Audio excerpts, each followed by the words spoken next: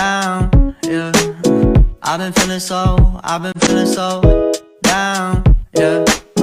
Can you tell me why? Can you tell me why? Assalamualaikum warahmatullahi wabarakatuh. Perkenalkan, saya Deka Alfarizi, biasa dipanggil Alfarizi. NIM saya 2522169. Saya dari Prodi PTIK 1E. Baiklah, saya akan melaksanakan tugas dari Ibu Radiatul Husni, SPD MPDT, tentang mereview buku Pokok Bahasan Landasan Pendidikan, yaitu buku saya yang berjudul Pendidikan Karakter, yang ditulis oleh Dr. Muhammad Yaumin MHUMA dan diterbitkan Frena Media Group, dipercetakan Karisma Putra Utama, dan di desain cover oleh Irfan Fahmi. Baiklah, saya akan membahas inti dari buku yang saya baca. Yang pertama yaitu landasan psikologi. Pendidikan karakter sebagaimana yang kita pahami saat ini tidaklah muncul begitu saja. Tidak pula hadir sekedar merespon kondisi moral anak bangsa yang cenderung berorientasi material ketimbang nilai. Tetapi akar pendidikan karakter telah ada seiring dengan terbangunnya peradaban dan perkembangan psikologi manusia itu sendiri.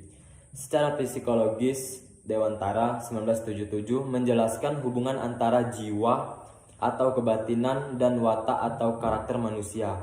Karakter merupakan paduan dari semua tabiat manusia yang bersifat tetap sehingga menjadi tanda yang khusus untuk membedakan orang yang satu dengan yang lain.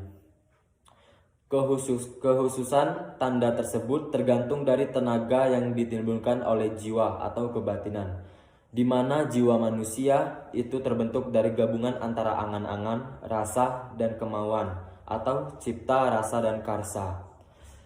Selanjutnya, kaum psikologi positif seperti Martin E.P. Seligman dan Mihaly memfokuskan diri pada perkembangan karakter dengan mengidentifikasi karakter itu sebagai salah satu pilar dalam cabang ilmu baru.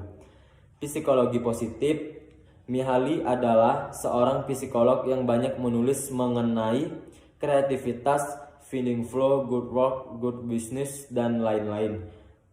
Penulis sendiri sering mengikuti ceramah-ceramah beliau di beberapa kesempatan, termasuk di Iowa State University dan University of Northern Iowa.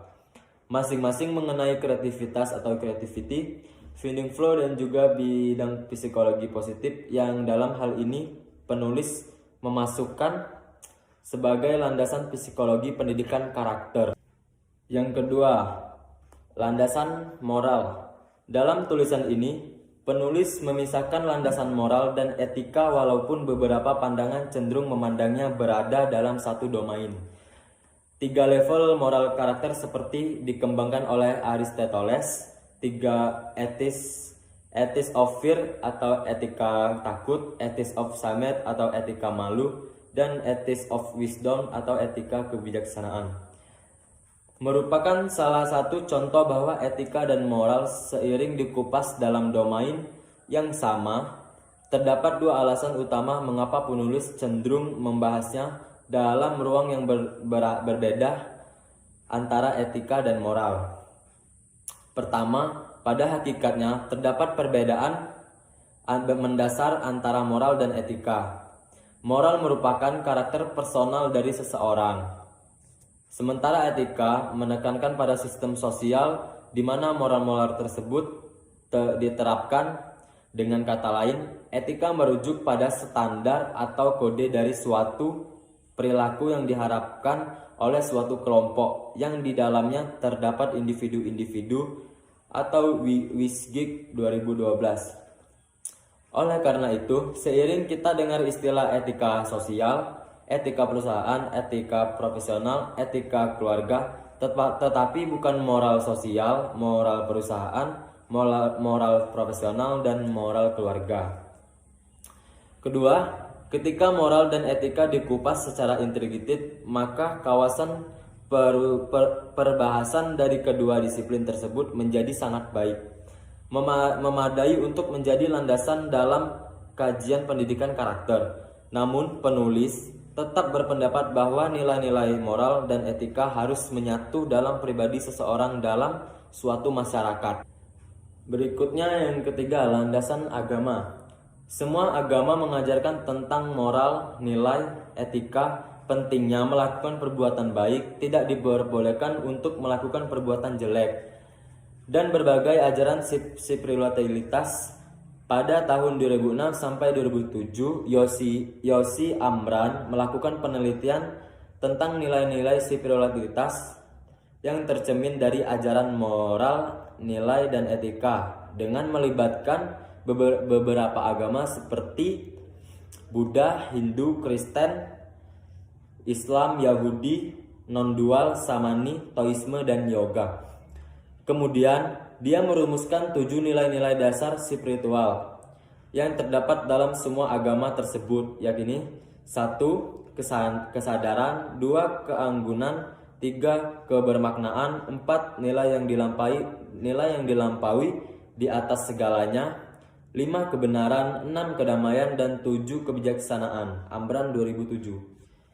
Dalam ajaran agama Islam, banyak sekali ayat dalam Al-Quran dan hadis Nabi yang dibicarakan tentang karakter atau dalam bahasa agama disebut dengan akhlak.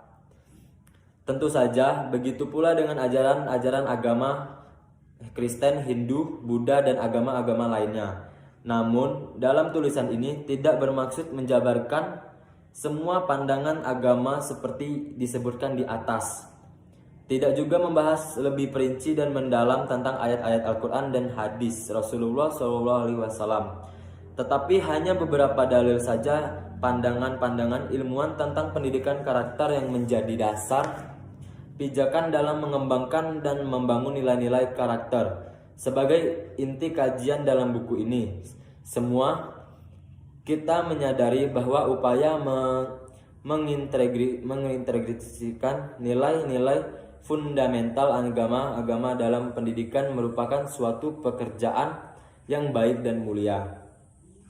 Tetapi karena keterbatasan penulis dalam memahami ajaran agama selain Islam menyebabkan penulis tidak menghadirkan dalil-dalil dan berbagai agama.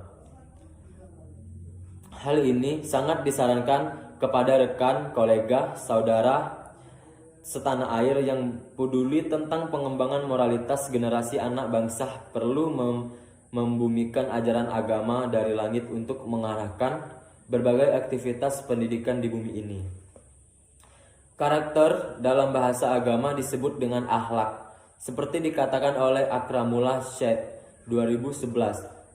Akhlak merupakan istilah dalam bahasa Arab yang merujuk pada praktik-praktik kebaikan, moralitas, dan perilaku yang baik.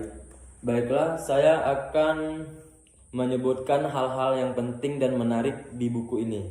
Pertama, setiap bidang pekerjaan memiliki misi tertentu dalam menghasilkan suatu pekerjaan yang berkualitas tinggi. Kedua, standar pekerjaan yang dibangun harus mempertimbangkan etika dan moral. Yang ketiga, berhubungan dengan latar belakang, ciri dan nilai-nilai yang terintegrasi dengan pekerjaan yang merupakan pengertian holistik dan identitas. Baiklah, sekian dari saya tentang mereview buku. Lebih dan kurang saya mohon maaf. Saya akhiri. Wassalamualaikum warahmatullahi wabarakatuh.